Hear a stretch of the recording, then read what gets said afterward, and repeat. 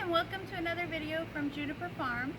I know we've been absent for a little while, but growing keeps happening.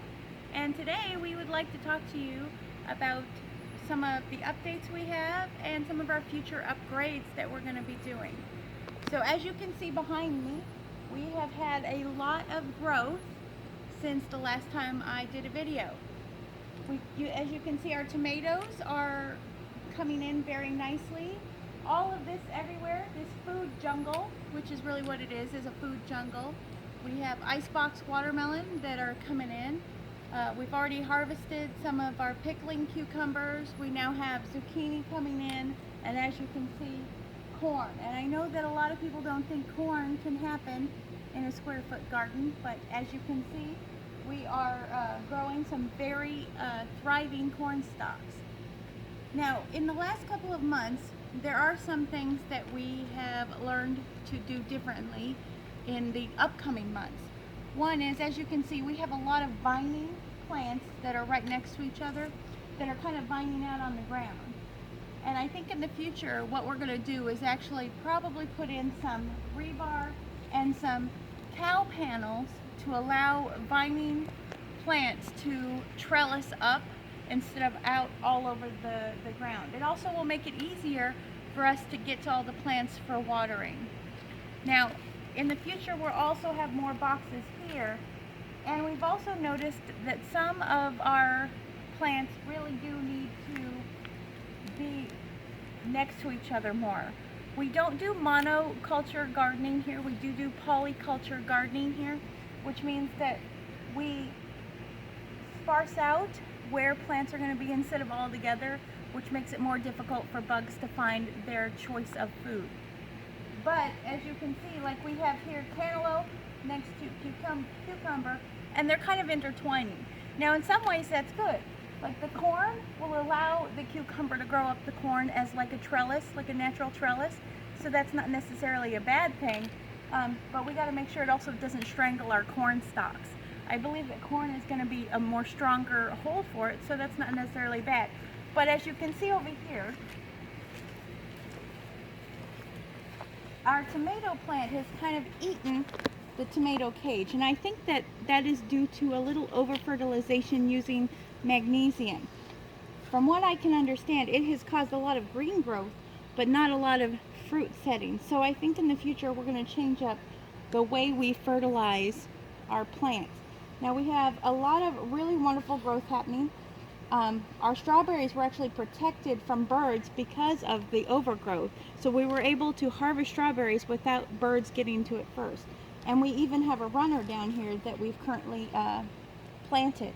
And I used a mix of our own compost that we made right here on the farm, mixed with a little bit of coffee ground and some ground up eggshells. So it'll be nice to see how that runner takes hold. Now around here I had to do a little trimming. Our cucumber plant was creating so much greenage that it was not allowing the cucumbers to actually thrive. So I did some trimming and it actually helped. Now we have quite a bit of big cucumbers coming in, instead of little ones that aren't getting bees to them. They weren't getting pollinated, bees couldn't find them, and now they're doing great. We just harvested a bunch yesterday actually. And for the most part, we've actually been doing good. That we have learned what does not grow very well during this season. Obviously peas, although we do have one pea plant that did actually survive, and even one carrot. That it's like the little carrot that would. So this is kind of what we're doing. This is our like almost 3-month update. I'm going to put in a couple of pictures so you can see where we started, but from where we started to now is just utterly amazing to us. There's our little pea plant that could. As you can see, we're starting to get some squash blossoms in, so that'll be nice. And you can see some of the zucchini coming in, and we really thought that the zucchini wasn't going to make it until I mulched around it. And I cannot explain how much mulching has helped maintain the moisture level of all of our crops and bring back to life some of the ones that were dying off. So I cannot express enough that you need to make sure that you're mulching around your plants, especially if you live where we do, which is in zone 9B. We live in a very hot area. It gets very hot very quickly, especially during the afternoon. So make sure you're mulching and watering deep so the roots have moisture to cling on to. Today isn't going to be a very long video. I just wanted to give you guys a little update. As you can see, we really do have a food jungle happening, and we're going to keep going. You know, this actually has just given us impetus to strive to do more. And in the future, some of the things we're going to be putting in is hens for chickens. We actually have already measured out where the coop is going to go, where the run is going to go, and where we live. The amount of space that we have in our homestead will allow for 4 hens. So a hen produces 4 to 5 eggs a week. That could be upwards of 25 eggs a week for our family. Now, we won't use that many, but that's where good neighbors come in. I'll be happy to give some neighbors, or give some eggs, my apologies, to our neighbors, as well as extra fruits and veggies, because that's what part of being a community is about. So we're looking into making sure we have enough space, building the right area for our chickens, as well as possibly in the future, maybe next year, putting in a beehive for some urban beekeeping.